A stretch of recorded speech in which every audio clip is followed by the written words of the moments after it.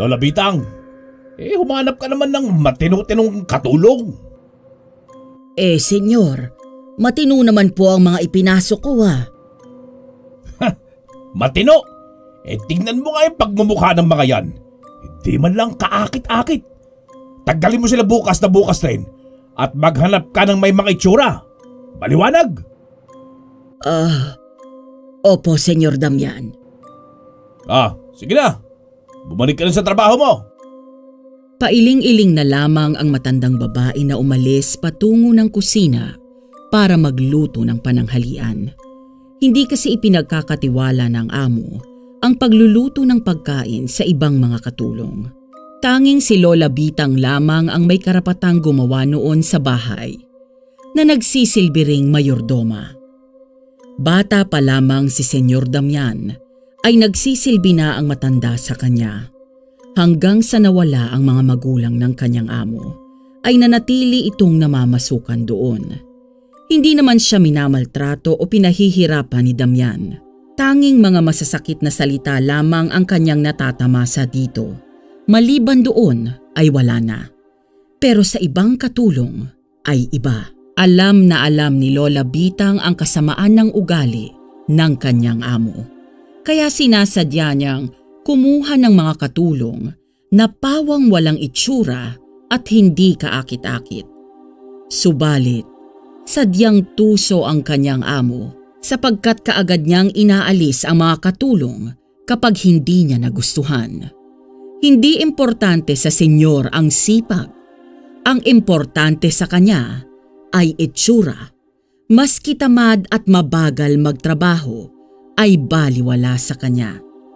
Wala ngang nagawa si Lola Bitang dahil kinabukasan ay ibinigay na niya sa mga katulong ang kanilang sahod at sinabing yun na rin ang huli nilang araw sa trabaho. Naguluhan naman ang mga dalaga, pero dahil sa maayos na paliwanag ng matanda ay naintindihan din nila. Kaya naman nagkusa na din silang nag-impake ng kanilang mga gamit. Paglabas sa gate ng mga katulong ay dito na din lumabas ng kwarto si Senyor Damian. Sinalubong niya si Lola Bitang na pumapalakpak saka nakangiti. Very good, Lola Bitang. You do the great job always. O siya, eto ang pera. Maghanap ka ng ibang mga katulong na mamamasukan dito sa mansyon at sana'y piliin mo ang may mga kaaya-ayang itsura. Makakaasa ba ako, Lola Bitang? Sige po, Senyor. Gagawin ko ang lahat para makahanap ng mga dalagang gustong maging katulong na inyong magugustuhan. Labagman sa kalooban ng matandang babae, ay wala siyang magagawa kung hindi ang makipagsapalaran ulit. Maski kabisado na niya ang kanyang amo, ay hindi pa rin siya makaganti sapagkat kailangan niyang mapagtapos muna sa pag-aaral ang kanyang apo na nasa probinsya bago siya umalis sa pagsisilbi sa masamang senyor. Gaya ng dati ay sa palengke nagpunta si Lola Bitang para magbaka sakali. Dito kasi niya madalas nakukuha ang mga nagiging panibagong katulong sa mansyon. Yung tipong galing sa probinsya at mahirap na buhay ang kanyang mga target para maski mababa ang sahod ay papatusin ng mga ito. Bukod kasi sa libreng bahay, libreng pagkain at libreng mga unipormeng kasuotan, kapag napili ng senyor ang magiging katulong sa bahay at nagtagal ng 1 buwan, ay may libre ding cellphone. Tila ba pampalubag loob na rin ito sa mga dalagang katulong para mas lalo nilang sipagan ang pagtatrabaho sa mansyon. Sa kakamasid ni Lola Bitang ay nakita niya mula sa bangketa ang isang dalagang nakahiga na ayon sa kasuotan ay galing ito sa probinsya at salat sa pamumuhay. Nilapitan niya ito sa kamataman na pinasadahan ng tingin. Maski madumi at halatang wala pang ligo, ay mababanaag mula sa dalaga ang natural nitong kagandahan. Napangiti ang matandang babae. Niyugyug niya ito para gisingin. Ineng, gising na. Dahan-dahang nagmulat ng mga mata ang dalaga. Mas lumitaw tuloy ang natural nitong ganda. Bakit po? Tanong nito. Napupungay-pungay pa ang mga mata. Pero hindi makasagot ang matandang babae dahil sa pagtunog ng tiyan ng dalaga. Napangiti si Lola Bitang. Ang mabuti pa iha, sumama ka sa akin. May karinderya kong alam na malapit dito. Kumain muna tayo dahil mukhang nag-aalburuto na yung tiyan mo eh. Hindi na lamang umimik si Lenlen. Pagdampot sa kanyang bag na ginawa niyang unan, ay nagpatianod na lamang ito sa kung saan siya dadalhin ni Lola Bitang. Sa isang karinderya sila pumasok. Habang kumakain, ay isinisingit na din nila ang pag-uusap ng masinsinan. Lahat ng pang-iengganyo ng matanda sa dalaga para lamang ito pumayag na sumama sa kanya para maging kasambahay sa mansyon ng amo niyang si Damian ay kanyang ginawa. Hindi naman tumutol pa ang dalaga na nagpakilala na rin sa pangalan niyang Lenlen. Pagkatapos nilang kumain, ay dumiretso muna sila sa isang bilihan ng mga damit. Todo pag-aayos ni Lola Bitang sa dalaga para naman maging presentable ito kapag iniharap na niya sa kanyang amo. Halos hindi makapagsalita ang mayabang na lalaking si Damian nang makita niya si Lenlen. Laglag ang panga nito habang bumababa sa hagdan ng kanyang mansyon. Ay, sino siya, Lola Bitang? Magandang tanghali po, Senyor Damian. Siya nga po pala si Lenlen. Magiging bago nating katulong dito sa bahay. Lenlen.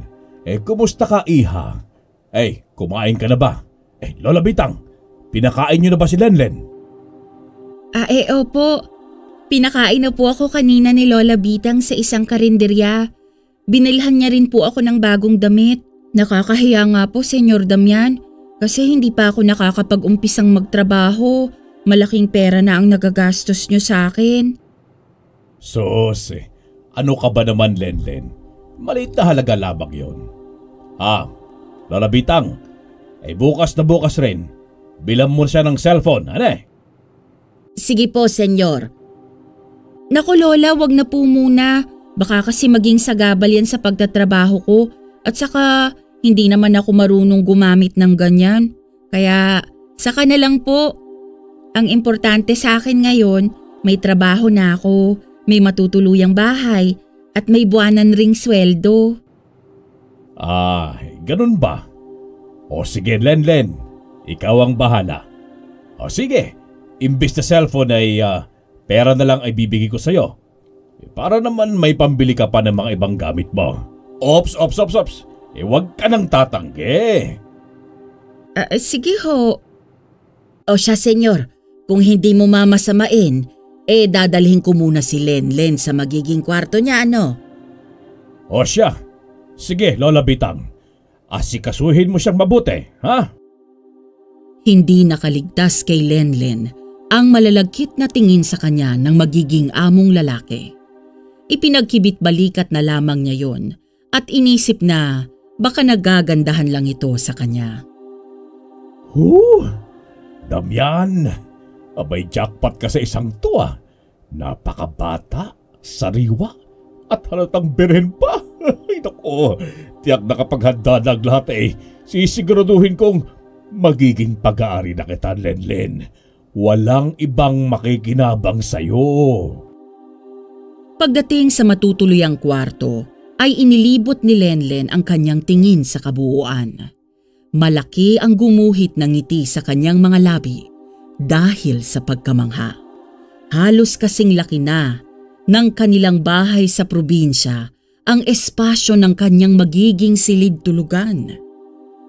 O siya, Lenlen, ikaw na ang bahalang mag-ayos dito, ha?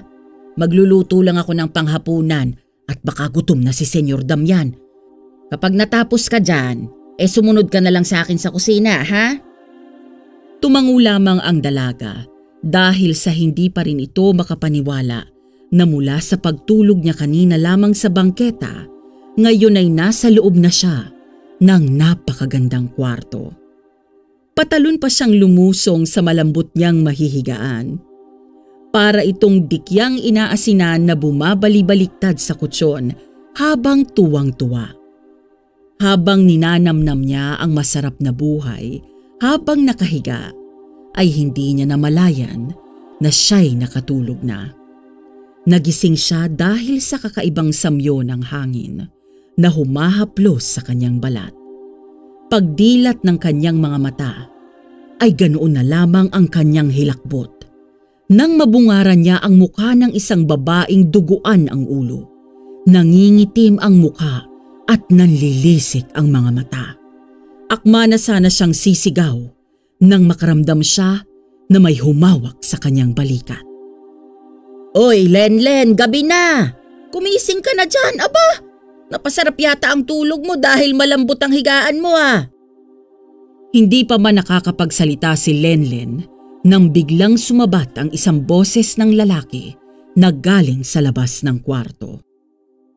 Ay, hayaan mo na muna siya, Lola Bitang. Baka pagod lang siya sa buhay lansangan kaya kailangan niya ng iba yung pahinga. Ay ikaw, Lenlen, kapag eksakto ng pahinga mo at kaya mo na magtrabaho, ikaw na ang mismo ang magkusang lumabas dyan sa kwarto mo, ha? Lola Bitang, akyatan mo na lamang siya ng pagkain niya dito, ano? Ay naku, wag na po. Kaya ko naman. Ano ka ba? Ayos lang yan. Ibahin mo ako, Lenlen. Hindi porke kasambahay ay maliit ang tingin ko sa inyo. Hindi ako ganon. Kaya masanay ka na sa akin. O siya, senyor. Magpahinga na po kayo. Ako na ang bahala sa kanya. Bago umalis, ay napasulyap pa si Damian sa dalaga. Nginitian niya ito ng kakaiba. Kaya hindi nakaimik si Lenlen.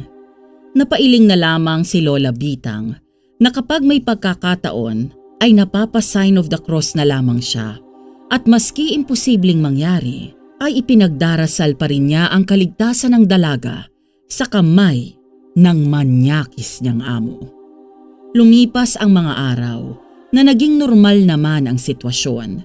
Masipag na ginagawa ni Lenlen ang mga gawain ng isang katulong sa loob ng mansyon. Wala siyang naging problema, maliban sa mga kakaibang tingin at ngiti sa kanya ng kanyang amo. Nakaobserba naman lagi si Lola Bitang sa mga galawan sa bahay. Kapag nagtatangkang lumapit si Damian sa dalaga, ay lumalapit din siya para maudlot ang binabalak ng amo sa bagong katulong. Ang akala ng matanda ay epektibo ang estratehiya niyang yun. Pero lingid pala sa kanyang kaalaman na may maitim nang pinaplano si Damian na naghihintay lang na magandang pagkakataon para isakatuparan ito. Pagsapit ng araw ng linggo, ito ang nakatalagang araw para mamalengke si Lola Bitang na mga kakailanganin sa loob ng bahay, lalong-lalo na sa kusina. Hinintay muna ng matanda ang amo niyang lalaki na lumabas papunta sa opisina nito para makasigurado siyang hindi malalagay sa alanganin ang dalagang si Lenlen. Hindi alam ng matandang babae na planado na pala lahat ni Damian. Pagkasakay ng tricycle ni Lola Bitang, ay kaagad na bumalik ang senyor sa kanyang mansyon. Maingat niyang hinanap si Lenlen. At dahil bandang 6:00 pa lamang ng umaga, ay nasilip niya ang dalaga sa awang ng nakabukas na pinto ng kwarto na mahimbing na natutulog. Nakabuka pa ang isang hita ng dalaga habang ang isa'y nakasandal sa isang unan. Kitang-kita tuloy ni Damian ang kaumbukan ng babae at ang napakakinis at napakaputi nitong mga hita. Napalunok ng laway si Damian at akma na sana niyang bubuksan ang pinto nang biglang tumunog ang gate. Dali-dali niyang tinignan kung sino ang istorbo at doon niya nakita si Lola Bitang na pabalik na. Ay na, buisit na matanda naman ito, oo. Akala ko ba na malengke na ito? Kaasar naman talaga. Muli niyang binalingan ng tingin si Lenlen na mahimbing pa rin ang pagkakahiga. Napahawak na lamang si Damian sa kanyang pagkalalaki. Saka siya pumunta sa kwarto para ikalma ang sarili. Mabuti na lamang at nakapasok na siya roon bago pa makapasok ng mansyon si Lola Bitang. Napansin naman ng matanda ang nakabukas na kwarto ni Lenlen kung kaya't pinuntahan niya ito at saka nilak ang seradura bago niya isinara. Mas lalong nainis ang nakasilip na si Damian sa matandang babae dahil sa ginawa nito. Sa lamesa ay nandoon ang nakalimutang pera ni Lola Bitang para pamalengke. Pagdampot niya noon ay kaagad na ulit siyang lumabas at muling sumakay sa naghihintay na tricycle. Sumilay muli ang ngiti ni Damian nang makaalis na ang matanda. Pagbaba niya ng hagdan ay dumiretso siyang muli sa kwarto ng dalagang katulong. Sinubukan niyang pihitin ang seradura pero nakalak talaga yon. Swerte mo, Lenlen, dahil may istorbong matanda. Pero hindi bale. Marami pang araw at kapag napagtagumpayan ko ang aking binabalak sa'yo, ay tiyak ay hindi na kita't makakawalan pa. Pagsasawaan ko ang napakaganda mong katawan. Akit ka lang, Lenlen, at walang ibang pwedeng pumasok sa pagitan ng iyong hita. Ako lang. Wala na ngang nagawa pa ang senyor kung hindi ang pumasok sa kanyang opisina para ayusin ang mga papeles na naghihintay sa kanya. Habang nasa mahimbing na pagkakatulog pa rin si Lenlen, ay hindi sinasadyang napanaginipan niya ang kanyang lolo na nasa probinsya. Hindi umano ay abala ito sa isang ritual na may mga nakasinding kandila na nasa loob ng mga babasaging baso. Dahan-dahan itong pumihit paharap sa kanya. Saka siya nito kinausap. Apo, nasa panganib ang buhay mo. Kailangan kong gumawa ng paraan para maprotektahan ka. Kung bakit ka pa kasi naglayas hindi ka nalang pumayag na ikasal sa balugan nating kapitbahay. Wala ka sanang problemang ganito ngayon. Ay, nako. Kailangan ko tuloy pangalagaan at protektahan ang perlas ng sinilangan mo. Lolo Kabur, miss na po kita. Salamat po kasi maski malayo kayo, nagagawa niyo pa rin akong protektahan. Patawad po sa nagawa kong paglalayas ha. Hindi ko talaga maatim na maikasal sa balweg na yun Maski mayaman siya, hindi naman niya matatapalan ng perang nangangamoy niyang kilikili at hininga. Ay, nako. Ewan ko nga din ba sa binatang yun. Maski ako hindi ko kayang gamutin ng mabaho niyang bunganga at kilikili Kaya naiintindihan kita, apo ko. Basta, ipanatag mo ang kalooban mo dyan at ipinapangako kong hindi ka maano. Ang sino mang magtangka sa kifi mo ay tiyak na may kalalagyan sa akin. Isinusumpa ko yan. Masaya ang aura ni Lenlen na gumising at bumangon sa higaan. Diretso siya sa banyo para maglinis ng katawan. Pagkatapos ay nagpunta siya sa kusina. Medyo tinanghali na siya ng gising, kaya naabutan niya si Lola Bitang na abala sa paggayat ng mga gulay. Binati niya ang matanda ng buong saya. Sa kanya kinuha ang isang supot na karne para ito ay hiwain. Oh, mukhang ang saya mo yata, Lenlen Nakabawi-bawi ka na ba ng tulog? Ngumiti lamang ang dalagang katulong, saka yumakap kay Lola Bitang. Ramdam naman ng matanda ang init ng yakap ng isang mapagmahal na apo, kung kaya't naalala niya ang iniwang apo sa probinsya na nasa pangangalaga ng kanyang asawa. Sabik na itong makita sila, kaya naman kay Lenlen na lamang niya ito binubuntun at pinaparamdam. Si Senyor Damian naman ay matamang nakaupo sa harap ng mesa sa kanyang opisina habang iniisip ang kagandahan ni Lenlen. Napakaganda mo talagang bata ka. Ang hirap mong iwaglit sa aking isipan. Saka lang siguro ako matatahimik kapag natikman na kita, Lenlen. Gagawin ko ang lahat para sa lalong madaling panahon ay mapasa akin ang iyong napakalindog na katawan. Oh, Lenlen, ikaw lang ang makakapagtanggal ng aking init sa katawan. Ikaw lang. Muli na namang napahawak sa pagkalalaki si Damian bago muling pinagpantasyahan ang dalaga niyang katulong na sa kanyang isipan ay hubot-hubad ito sa kanyang harapan, nakahiga sa malambot na kama habang kanyang halinhinang ginagalaw. Pagka-uwi ni Damian ng bahay ay maayos at malinis na ito. Gaya ng dati ay sinasalubong siya ni Lola Bitang para alukin ng hapunan. Nakahanda na ang hapunan, senyor.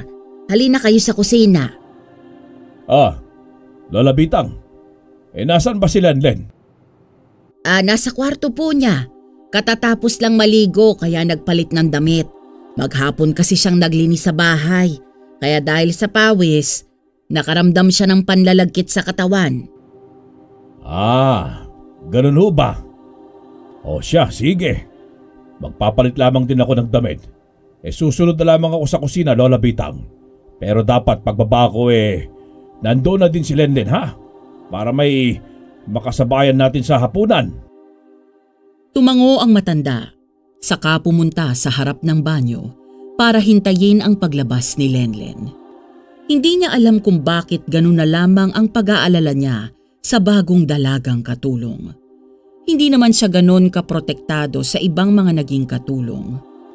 Tanging kay Lenlen lamang niya ito ginagawa. Magsuot ka ng may manggas, Lenlen. Huwag kang magsando gaya nitong mga nakaraan. Huwag na huwag ka ring mag-shorts ng maiksi. Ako na ang nakikiusap sa'yo. Wala na ding maraming tanong-tanong basta sumunod ka sa mga sinasabi ko. At isa pa, pagkatapos mong magbihis, sumunod ka na sa kusina. Bilisan mo, ha? Paglabas ng dalaga sa banyo na nakatapis lang ng tuwalya at may tali ding tuwalya sa buhok, ay hinawakan niya ito sa braso saka mabilis na dinala sa kwarto. Naguguluhan man ay ngumiti na lamang si Lenlen saka magalang na sumagot. Paglabas ng matandang babae sa kwarto, naghanap na din siya ng mga damit niyang may manggas. Pagkatapos magbihis ay kaagad siyang nagpunta sa kusina.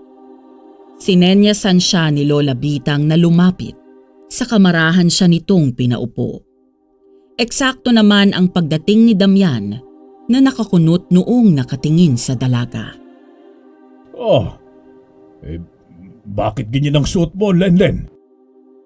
Hindi nakasagot ang dalaga, bagkus napatingin ito kay Lola Bitang. Senyor, kwan kasi, may sinat daw siya. Medyo masama ang pakiramdam niya kaya ganyan ang isinuot niya. Ganun ba? Eto ang pera, Lenlen.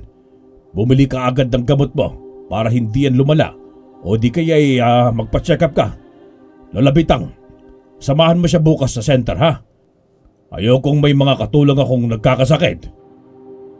Sige po, senyor. Saka lang sila nakahinga ng maluwag nang matapos sila sa paghahapunan. Pagpanhik ni Damian sa kanyang kwarto, ay doon lang din nagkangitian ang dalawa. Maraming salamat, Lola Bitang. Alam kong ang mga ginagawa't inuutos nyo ay para lang din sa kapakanan ko. Ginulo lamang ng matandang babae ang buhok ng dalaga, saka sila nagyakapan. Sa kwarto ay hindi naman matiis ni Damian ang pagpantasyahan ang dalagang katulong. Humiga siya sa kama, saka niya iniisip na nasa ibabaw niya si Lenlen habang nagtataas babang hubot-hubad. Lenlen, kailangan na talaga kitang matikman. Hindi ko na matiis ang init ng katawan ko sa'yo. Sa gabal kasing matanda yun Hindi ako binibigyan ng pagkakataon na. Pero tignan lang natin sa susunod na linggo. Tignan lang natin kung hindi ko pa magawa ang gusto ko. Napakatuloy ng paglipas ng mga sumunod na araw hanggang sa dumating na ang pinakahihintay na sandali ng senyor. Dito ay talagang sigurado na siyang hindi na mabibigo pa ang maitim na binabalak niya kay Lenlen. Sa panibago pero lantaran na niyang plano ay isa sa katuparan na niya ang minimithing pag-angkin sa pagkababae ng dalagang katulong. Pagkatapos gumayak ni Lola Bitang para mamalengke, sinalubong siya ni Damian na seryoso ang muka. Magandang umaga po, senyor. Mukhang wala yata kayong pasok ngayon. Hindi pa kasi kayo nakabihis eh. Ay, wala talaga, Lola Bitang. Gusto ko munang magpahinga at saka may importante akong gagawin dito sa bahay. O heto, idagdag mo yan sa pamalengke mo ha.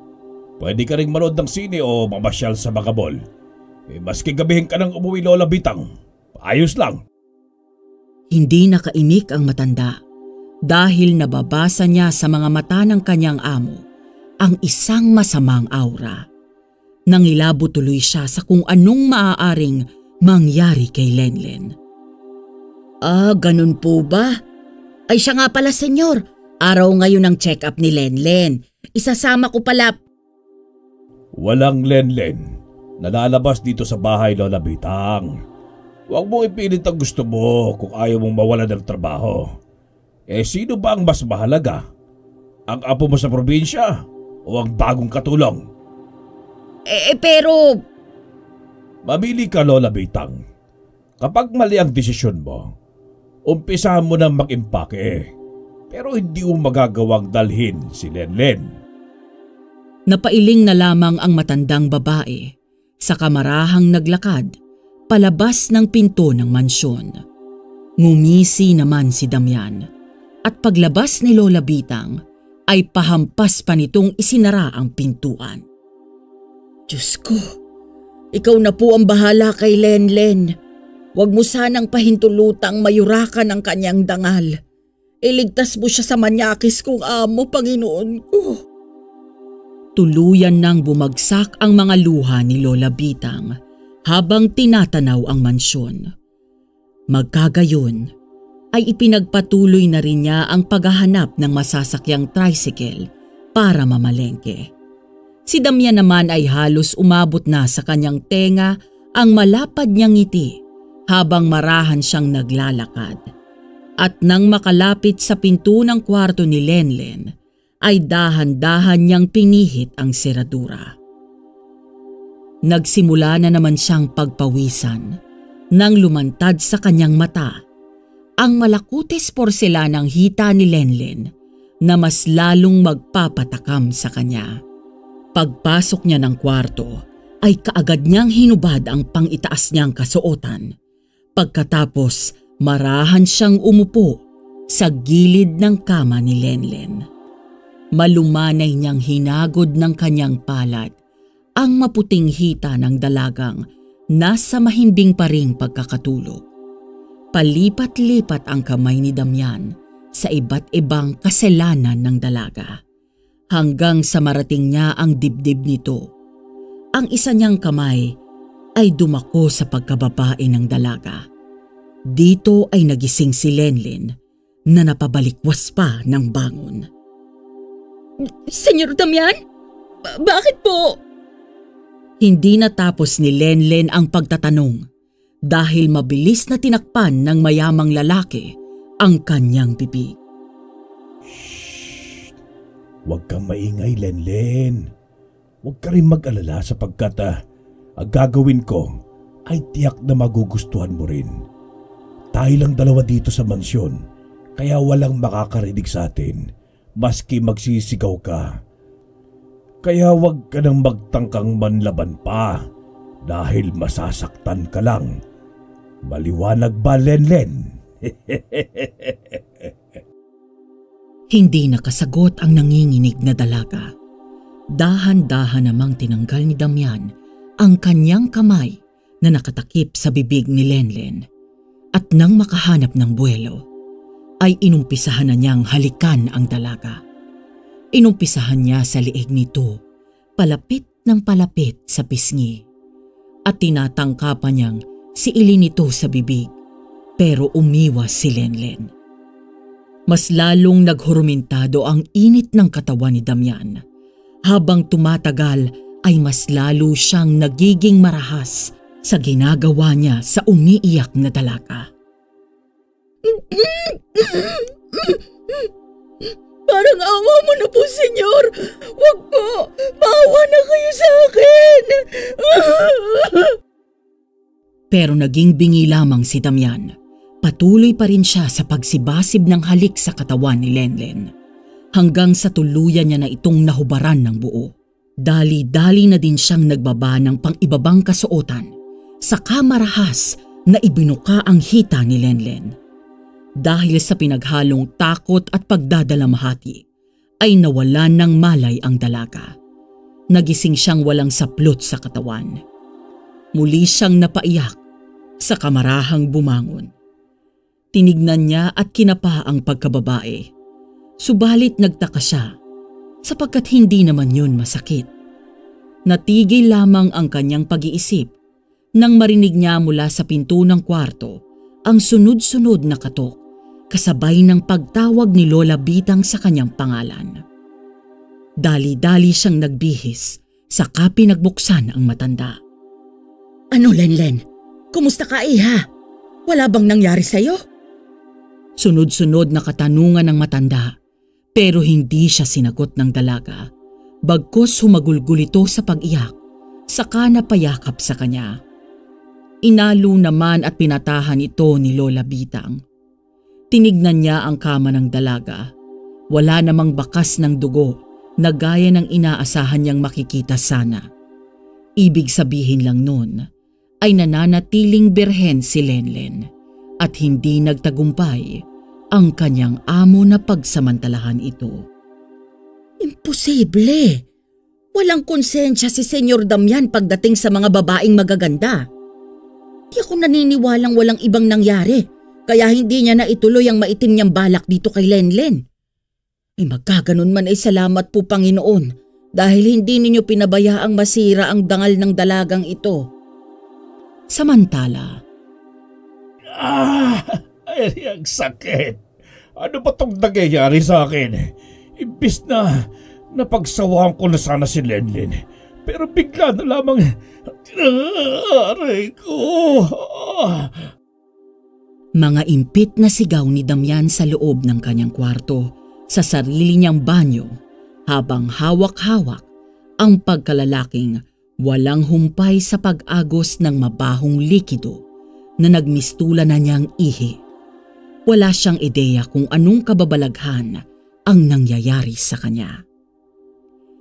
Sa isang kubo naman ay malakas na halakhak ang pinapakawalan ng matandang lalaking mambabarang na walang iba kung hindi si Lolo Cabor dahil sa itim na karunungan niyang kasalukuyan na ginagawa at ipinapataw sa taong gustong mang-alipusta sa kanyang kaisa-isang apo na siyang pinakamamahal niya.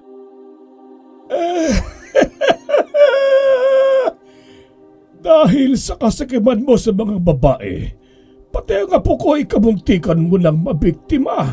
Anak ka ng ina mo. Ngayon, tikman mo ang galit ng gwapong mambabarang na si Cabor. Gagawin kong daluyan ng mabahong nana ang makasalanan mong chorizo. Wala kang karapatang mabuhay sa mundo. Pero kakaiba ang barang na ginawa ko sa iyo. Dahil mayroon pa itong lunas. Ang tanging gagawin mo lang isalin sa pangalan ni Lenlen ang buo mong kayamanan para mamulubi ka at wala ka ng perang magagamit para mambaboy ng mga babaeng makursunodahan mo. Tapos na ang ritual. This barang has been officially done.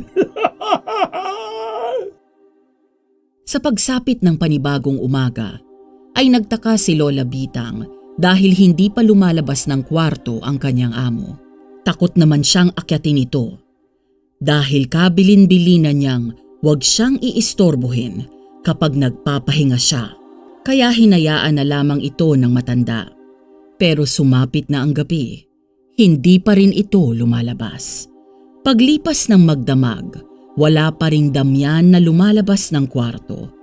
Masama man ang ugali nito, itinuring na ni Lola Bitang na para niya itong anak, kaya maski alam niyang makakarinig na naman siya ng masasamang salita, ay buo pa rin ang kanyang desisyon na akyatin ito sa kwarto. Senyor Damian, kumusta po kayo riyan? Pasensya na po sa istorbo, pero hindi ko po maiwasan ng mag-alala kasi buong araw na kayong hindi lumalabas. May problema ho ba? Hindi ba sinabi ko sa iyong matanda ka na wag mo akong iistorbohin kapag nasa kwarto ako, ha? Pakialamera ka talaga! Alis! Pasensya na po. Sige po, magsabi na lamang kayo kung... Sinabi nang umalis ka na dyan Ang tigas ng ulo mo din no? Tahimik na nilisa ni Lola Bitang ang pinto ng kwarto. Pagbaba niya ay nakita niya si Lenlen na nakatanaw sa kanya. Nakangiti ito na tila masaya. Bumalik din kaagad ang dalaga sa paglilinis ng bahay pagkababa ng hagdan ni Lola Bitang. Sa kabila ng labis na pagtitimpi sa nararamdamang sakit sa pantog ni Damian, nagawa pa rin niyang itaas ang kanyang pride. Ayaw na ayaw kasi niyang tumatanggap ng maski anong tulong sa ibang tao. Para kasing nababawasan ang kanyang pagkalalaki kapag ganon.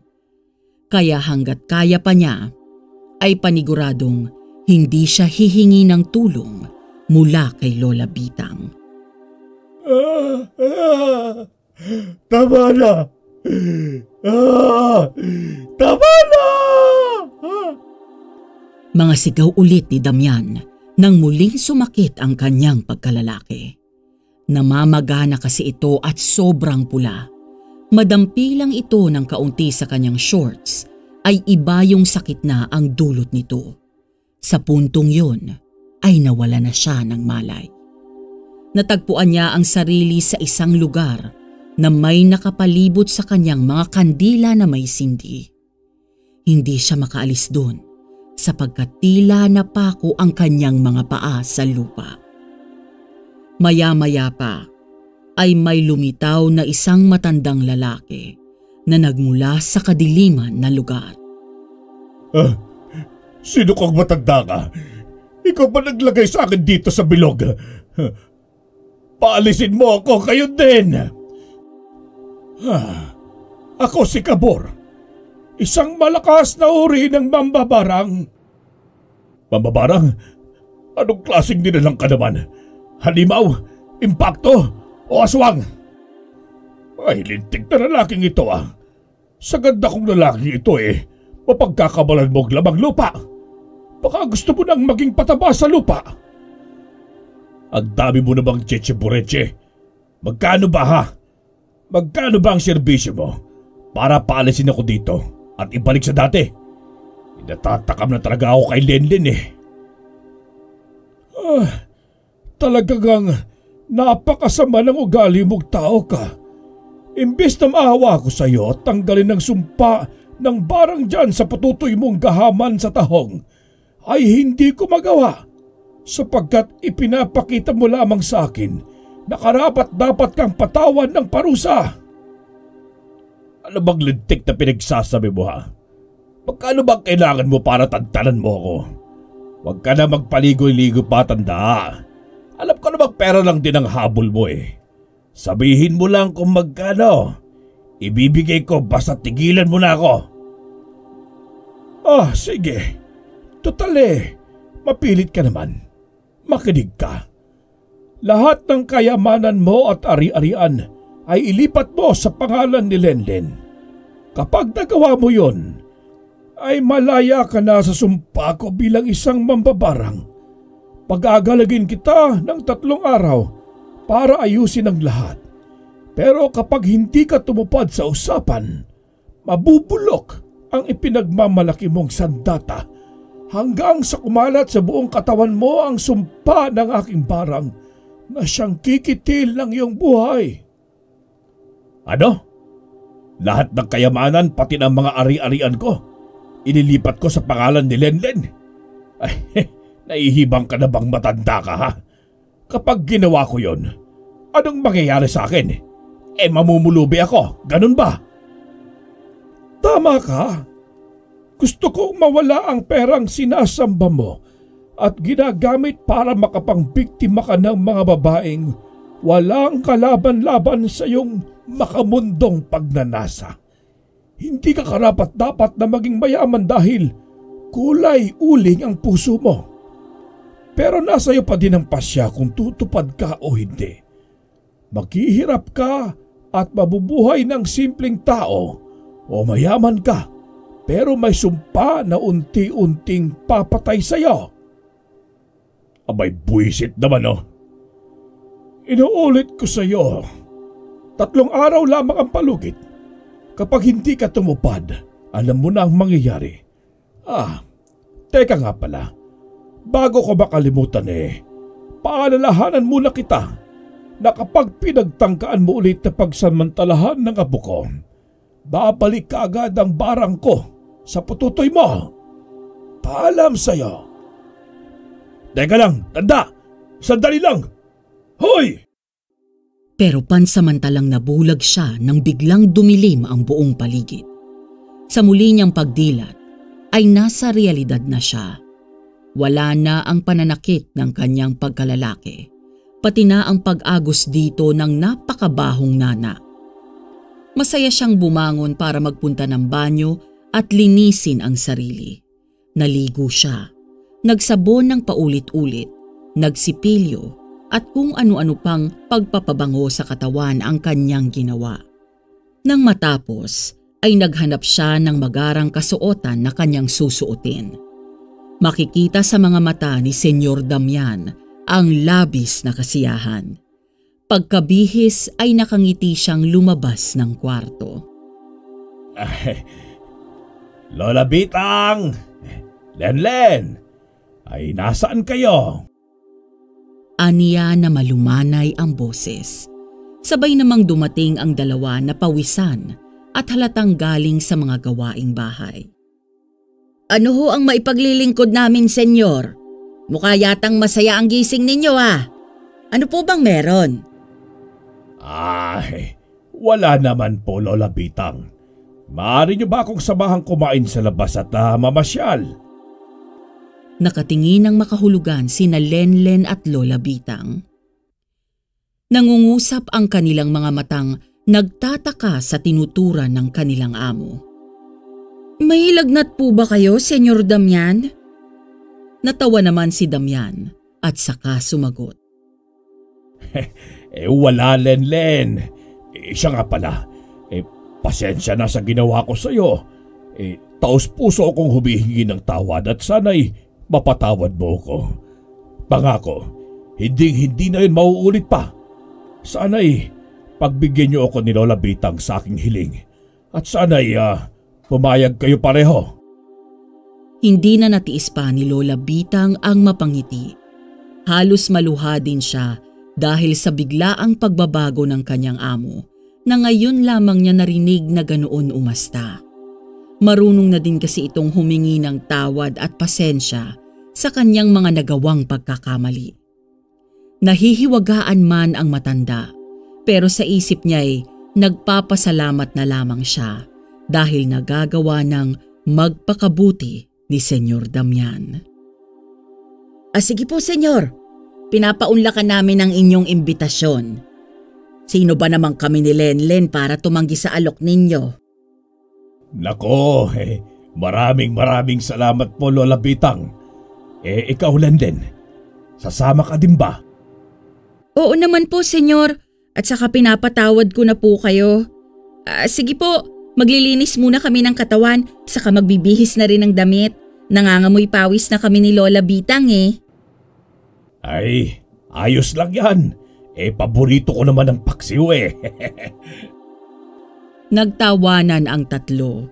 Banaag sa bawat isa ang tunay na saya.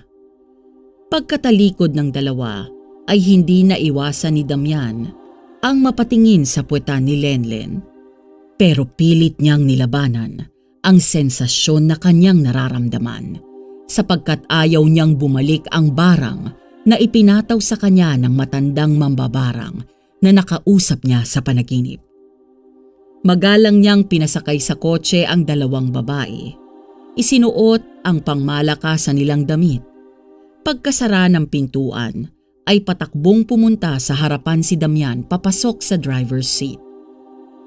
Dinala sila nito sa isang mamahaling restaurant. Hindi pa rin makapaniwala sina Lenlen at Lola Bitang sa biglaang pagbabago ng kanilang amo. Maginoo din silang pinagbuksan ng pinto at saka inalalayan sila nitong bumaba. Hinawakan niya ang mga ito sa magkabilang kamay. Saka niya sila tinanguan at doon na sila marahang naglakad papasok sa mamahaling kainan. Mga pangmayamang pagkain ang inorder ni Senyor Damian para sa kanilang tatlo. Nahihiya naman sina Lenlen at Lola Bitang. Dahil bukod sa unang beses pa lamang nilang makapasok sa isang mamahaling restaurant, ngayon lang din sila makakatikim ng tinatawag na class na pagkain. Wag sana kayong mailang at mahiya. Sige na, kumain na kayo. At pagkatapos nito ay magsa-shopping tayo ng mga bago niyong damit. Oops, mamaya na kayo magtanong. Nagkangitian na lamang sina Lenlen at Lola Bitang. Saka inumpisahang kumain. Talaga namang ubod ng sarap ang mga pagkaing nasa kanilang mesa. Parang panaginip pa rin sa kanila ang lahat ng mga nangyayari. Pero lingid sa kanilang kaalaman na bangungot yun sa senyor. Nasa kabila ng kabutihang ipinapakita sa kanila ay may puwang pa rin sa puso't isipan nito ang pagtutol kung bakit niya yun ginagawa. Ay, kung hindi nagdahil sa mambabarang na matandang yon, hindi ko sana dapat ginagawa ang katangahang ito . Pero sige lang, kapag nawala na ang sumpa at umayo na sa akin ang kapalaran, humanda ka Lenlen dahil isa sa katuparan ko pa rin ang binabalak kong panggagahasa sa iyo. Isang magandang pagkakataon lamang tapos ang maliligayang araw mo bilang isang birhen. Magagabi na nang bumalik sila ng mansyon. Wala silang kaalam-alam na may naghihintay na panganib sa kanila. Pagpasok nila ng malaking bahay ay isang grupo ng mga kalalakihan ang nakamaskarang pumalibot sa kanila. Ay! Sino kayo? Anong ginagawa niyo dito sa pamamahay ko? Anong kailangan niyo? Isa sa mga ito ang sumagot. Ayon dito ay pera at mamahaling kagamitan ang kailangan nila. Pero bago nila limasin ang lahat ng gusto nilang kunin, ay kailangang igapos muna sila para siguradong hindi makakatawag para magsumbong sa mga pulis. Mga walang iya kayo! Saan ninyo dadalhin si Lenlen? Senyor Damian, pakiusap! Iligtas mo si Lenlen! Pero hindi makakilos si Damian sapagkat may nakatutok sa kanyang baril.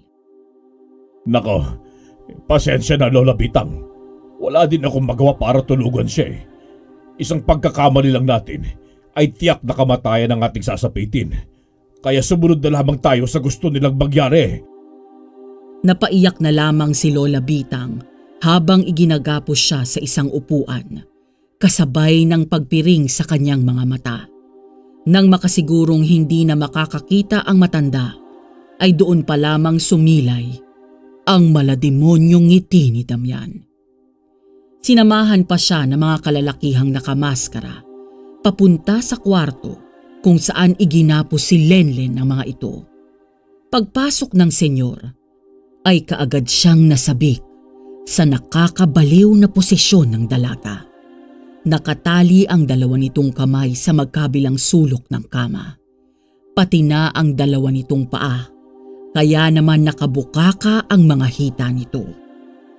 Walang pagdadalawang isip na pinatungan ni Damian si Lenlen.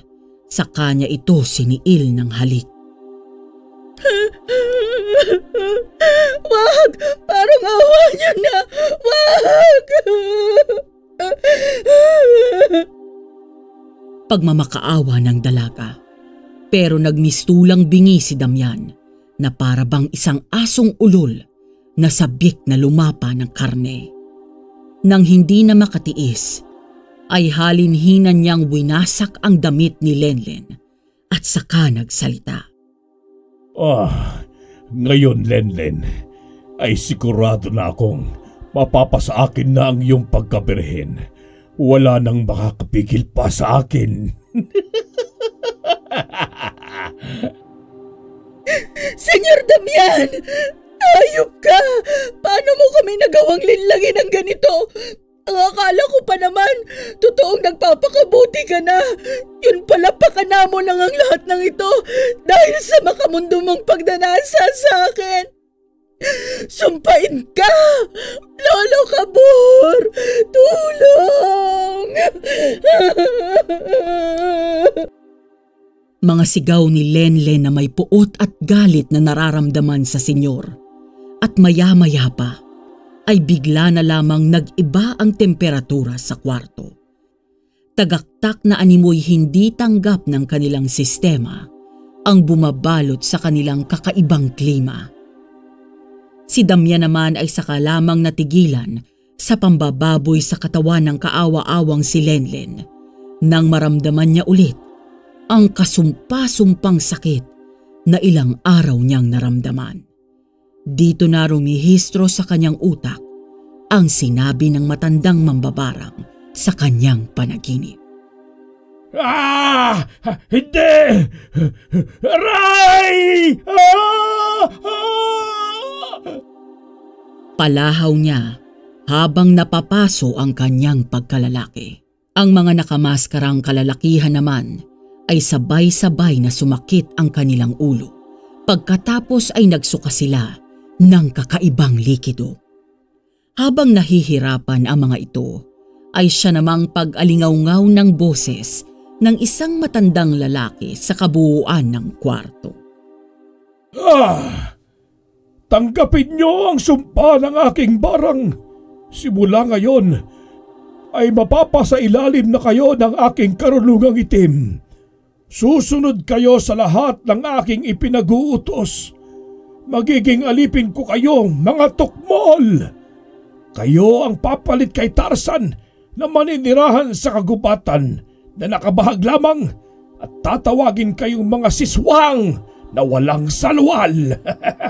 Utos ko lamang ang inyong susundin mula sa inyong mga isipan.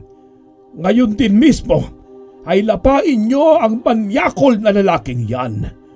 Unahin ang kanyang namamagang pagkalalaki na para bang imbotidong nasobrahan sa luto. Nangat-ngatin nyo siya at bawat pagbaon ng inyong mga bungal ng ngipin ay mararamdaman nyo ang sakit sa kanyang mga laman hanggang sa isumpa nyong bakit pa siya nabuhay.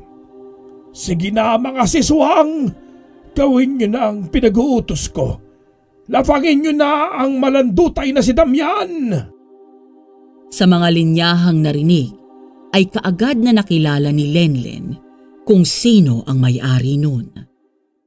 Lolo Kabur, ikaw yan hindi ba? Sigurado ako. Dahil ikaw lang ang nag-iisang kilala kong albularyong may pagkapilyo eh. Ako nga, apo. Ligtas ka na. Pwede na akong bumalik sa katawan ko. Tapos na ang misyon ko. Gaya ng pangako ko, poprotektahan ko ang kifi mo sa abot ng aking makakaya. Oh, hindi ba? Nagawa ko. Kaya bongga. Si Lolo talaga. Pero Lo, patawad kasi dahil sa akin, ginamit mo na naman ang karunungang itim mo. Totoo ba ang nakikita ko? At mga naririnig ko? Kabur! Asawa ko! Ikaw ba yan? Beatrice, honey, my love, so sweet. Ikaw ba yan? Ako nga. Hindi ko akalain na magkakilala kayo ni Lenlen. Lola Bitang? Kayo si Lola Beatrice? Oo. At marahil, ikaw ang apo kong si Lenny. Tama ba ako? Ay, pasensya na. Pero saka na natin ipagpatuloy ang pagkukwentuhan. Tapos na ang bisa ng aking orasyon ng aking paglakbay diwa. Paalam na sa inyong dalawa. Pagkawala ng presensya ni Lolo Cabur, ay siya namang pagsigaw ni Damian. Tulong! Hindi!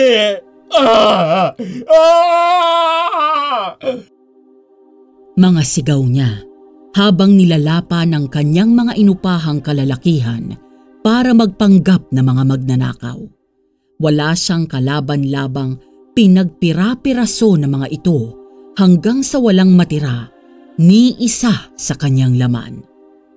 Magkayakap na lumabas ng kwarto ang mag-apong Lenlen at Bitang at ang kanilang mga paa ay otomatikong dinala sila sa kwarto ng senyor.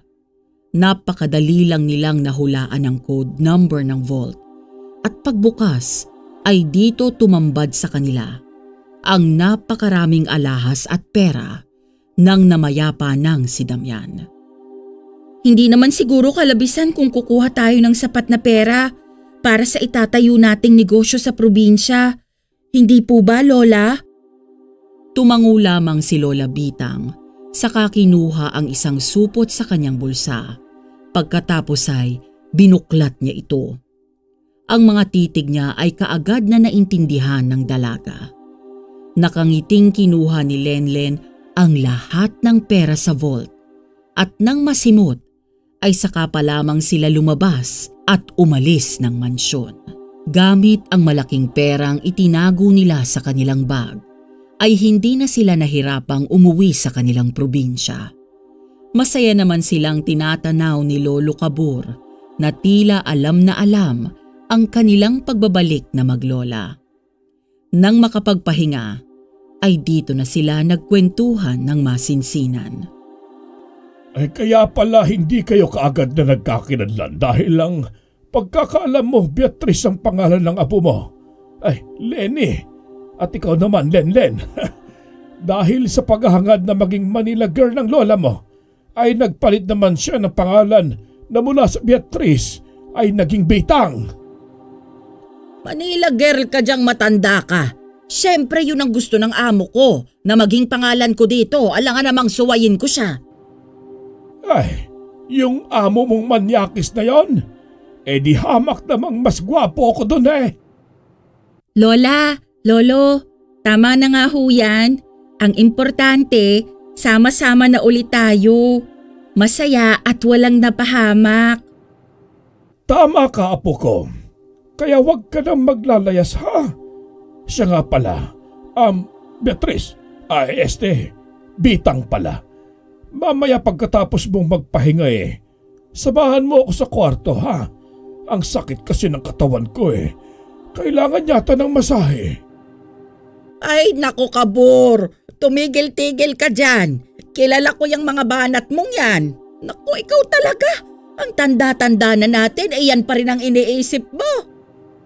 Ano bang matandang sinasabi mo dyan? Hoy! Honey, my love, so sweet. Edad lang at tumatanda, no? Tingnan mo nga ako. Ang lakas-lakas pa ng mga tuhod ko. Kaya sige na, Bitang, my love. Pagbigyan mo na ako. He! Sa pangunguna ni Lenlen sa pagtawa, ay hindi nakaligtas ang dalawang matandang mag-asawa. Sa paglipas ng mga araw, dumating ang pagkakataong mag-uumpisa ng magpundar ng negosyo ang mag-aapo.